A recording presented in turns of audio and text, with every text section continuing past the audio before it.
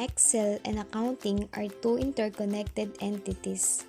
It is the most active computer application in the hands of accountants. Most common example is that data entry work is carried out in specialized accounting software, but report work is done in Excel. So here are some example of basic Excel formulas for the workflow. First is the sum. The sum function is the first most known formula in Excel. It usually aggregates values from a selection of columns or rows from your selected range. How to use it? Select the equal sign, then type the word sum along with open parentheses, then the number of your cell, which is the J5, then colon, and then J14, and press enter. This function is a simple selection that sums the values of a column. Second is the average. This function should remind you of simple averages of data, such as the average number of shareholders in a given shareholding pool. For example, select the equal sign, then type the word average, open parentheses, the number of your cell J5, colon, and then J14, and press enter. Third is the count function. This function counts all cells in a given range that contain only numeric values.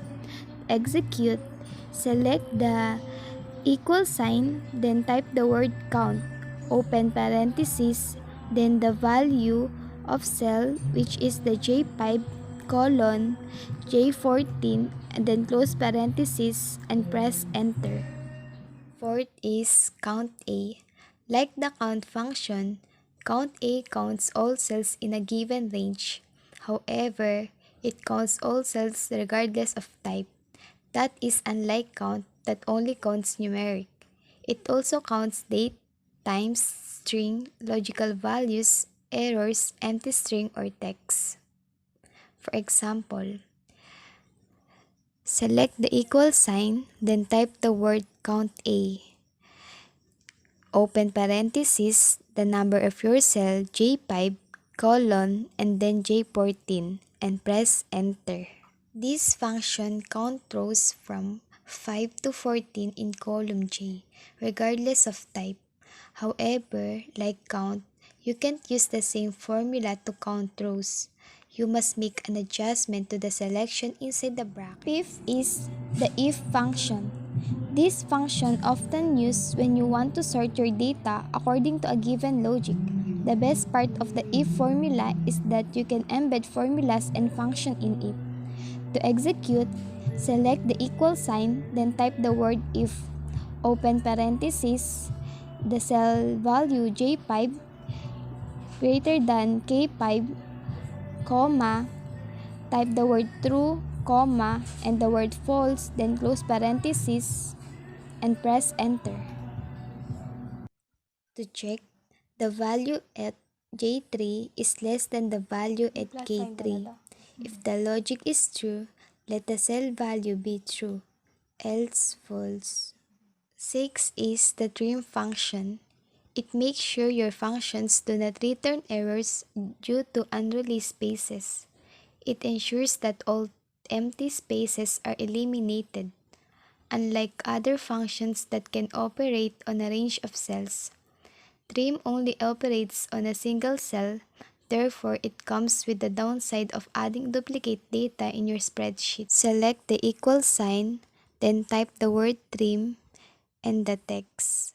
7 is the max function.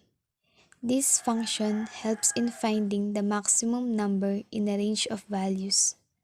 To use it, select the equal sign, then type the word max, open parenthesis, the cell number J5, colon, J14, then close parenthesis, and press enter. And lastly, the min function. This function helps in finding the minimum number in a range of values. To use it, select the equal sign, then type the word min, open parenthesis, the cell number J5, colon, and then J14, close parenthesis, and press enter. Microsoft is all about time saving. Formatting large amount of data is one big job to execute. To format the numbers in two decimal places, you can use the shortcut keys of Ctrl plus Shift plus 1. And to format the numbers in date format, you can use the shortcut keys of Ctrl plus Shift plus 3. While to format the numbers in currency value, you can use the shortcut key of Ctrl plus Shift plus 4. And lastly, to format the numbers in percentage format, you can use the shortcut keys of Ctrl plus Shift plus 5.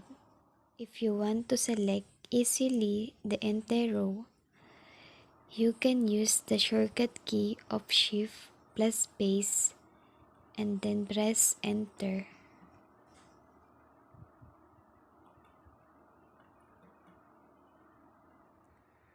To easily delete row, press and hold Ctrl key and press dash and enter. If you want to know easily the current time, you can use the shortcut key of Ctrl plus Shift plus apostrophe key and then press enter. And for the current date, you can use the Ctrl key plus apostrophe key and press enter.